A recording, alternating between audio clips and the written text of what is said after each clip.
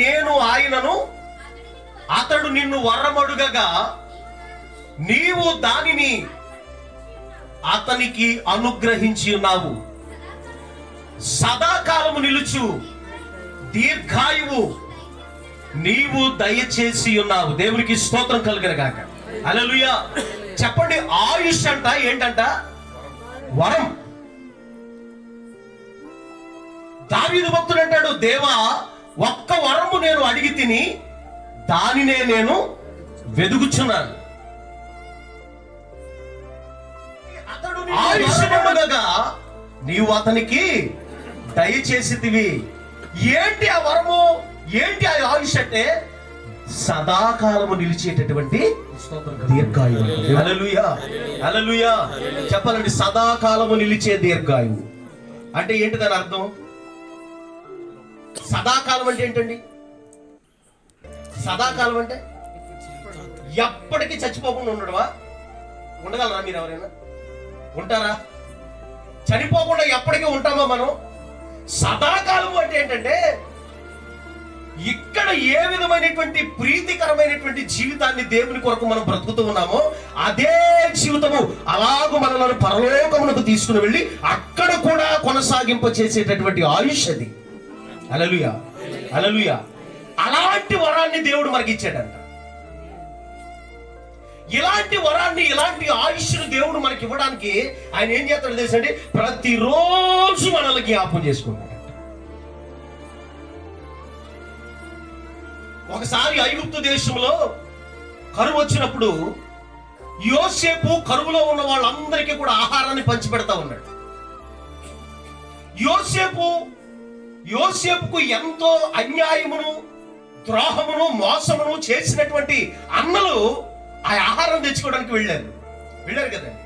వెళ్ళినప్పుడు వాళ్ళు ఏం చేస్తున్నారు తెలుసండి? ఎప్పుడు కూడా ఆ రాజు దగ్గర ఎలా మెసులుకుంటున్నారంటే ప్రాణ భయంతో మెసులుకుంటున్నారు, భయపడుతూ మెసులుకుంటున్నారు. అయ్యో మేమే అతని అన్నలమని రాజు గుర్తిస్తే, ఒకవేళ మేము చేసినటువంటి పాపమును ఆ రాజు గమనిస్తే మమ్మల్ని ఏం చేస్తాడు?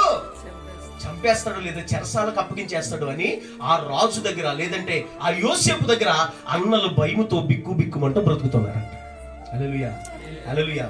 కానీ యోసేపు ఏం చేస్తాడు తెలుసా? మా అన్నయ్యలు తిన్నారో లేదో, మా తమ్ముళ్ళు తిన్నారో లేదో, మా నాయన ఎలాగున్నాడో, నా చిన్న తమ్ముడు ఎలాగున్నాడో, వీరికి ఏ విధంగా నేను పోషించాలి, వీరితో ఉన్న ఒంటెలను, వీరితో ఉన్న గాడిదలను నేను ఎలా పోషించాలి అని వీళ్ళేమో భయముతో చస్తూ ఉంటే వీరి గురించి ఆలోచన చేస్తూ ఉన్నాడు యోసేపు. హల్లెలూయా. చెప్పండి, మనకు పాప భీతి ఉందండి. ప్రతి మనిషికి పాప భీతి ఉంది. అది ఏ కులమైనా, ఏ మతమైనా, అవును కదా? మనము పాప భీతితోనే నీటిలో మునిగి బాప్తిసం అంటున్నాం. ఇంకో పాప భీతితో ఇంకొకరు కూడా నీటిలోనే మునిగి అది పాప ప్రాయశ్చిత్తం అనుకుంటున్నారు, అవునా కదా? ఏ రకముగా దేవుడు అనే వ్యక్తికి ధూప దీప నైవేద్యాలు అప్పగిస్తూ వారు చేసేటటువంటి ప్రతి కార్యము కూడా ఎందుకంటే పాప భీతితోనే. ఏంటోనండి? పాప భీతితోనే. మనం ఎంత పాప భీతితో బ్రతుకుతున్నా కానీ, హల్లెలూయా, హల్లెలూయా, హల్లెలూయా. ఒక భాగ్యవంతుడు, ఆమేన్, ఒక యోసేపు, హల్లెలూయా, ఒక ఉద్ధరించేవాడు, హల్లెలూయా, ఒక పోషించేవాడు నీ గురించి నా గురించి ఆలోచన చేస్తాడు. ఆమేన్, హల్లెలూయా. నువ్వు ఎప్పుడు వరం అడుగుతావా? ఇద్దామని. ఆమేన్. నేను అడిగిన వరం నాకు ఇచ్చాడు. ఆమేన్, హల్లెలూయా. 2021వ సంవత్సరం 31st నైట్ భయంకరమైన హార్ట్ అటాక్ వచ్చి నేను చనిపోతాను అన్నటువంటి కళ నాకు చర్చిలోనే వచ్చింది. అలాంటి పరిస్థితిలో చాలా గందరగోళంలో నా బ్రతుకున్నప్పుడు వచ్చిన కళ నిజంగానే ఒక రాత్రి జరిగింది. భయంకరంగా పోరాటం, హాస్పిటల్ పాలు. ఏ విధంగా నేను ఆ యొక్క మరణకరమైన స్థితిగతుల నుంచి తప్పించుకోగలను? ఏడ్చాను, కన్నీరు కార్చాను. ఆ భార్య కన్నీరు కార్చింది, నేను కన్నీరు కార్చాను. ప్రభువా ఆయుష్ నిమ్మని వరం అడుగుగా. దేవునికి స్తోత్రం కలుగునుగా. హల్లెలూయా, హల్లెలూయా. అదే దేవుడు, అదే యోసేపు నాతో మాట్లాడుతూ నేను నిన్ను పోషిస్తాను, నేను నిన్ను కాపాడుతాను, నేను నిన్ను బ్రతికిస్తాను, నా సేవలో నిన్ను నమ్మకంగా నేను వాడుకుంటాను అని నాకు వాగ్దానం చేసిన దేవుడు ఎంతవరకును కూడా ఆ వరమును పొడిగించుకుంటూ ప్రతిరోజు నన్ను జ్ఞాపకం చేసుకుంటూ ఈ కృపను మా కుటుంబానికి మాకు అనుగ్రహించి అన్నాడు. హల్లెలూయా. అయ్యా, ఇది మొదలుకొని యెరూషలేము చుట్టూ పర్వతములు ఉన్నట్లుగా ఈ స్థలము చుట్టూ, ఈ గృహము చుట్టూ అయ్యా నీ రక్షణ పర్వతములు, నీ ఆత్మీయ పర్వతములు ఉండనుగాక. దుష్టుడు తాకకుండాట్లు ముట్టకుండాట్లు 7 వలయాలలో కంచె వేస్తున్నా.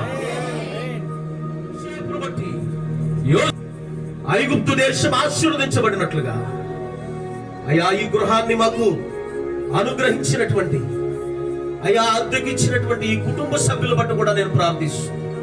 వారు కూడా దీవెన పొందుదురుగాక, రక్షణ పొందుదురుగాక, భాగ్యమును సంపాదించుకుందురుగాక.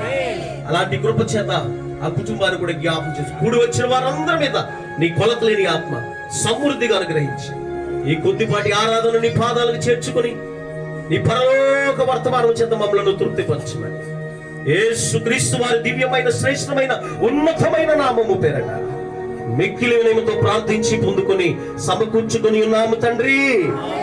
ఆమేన్.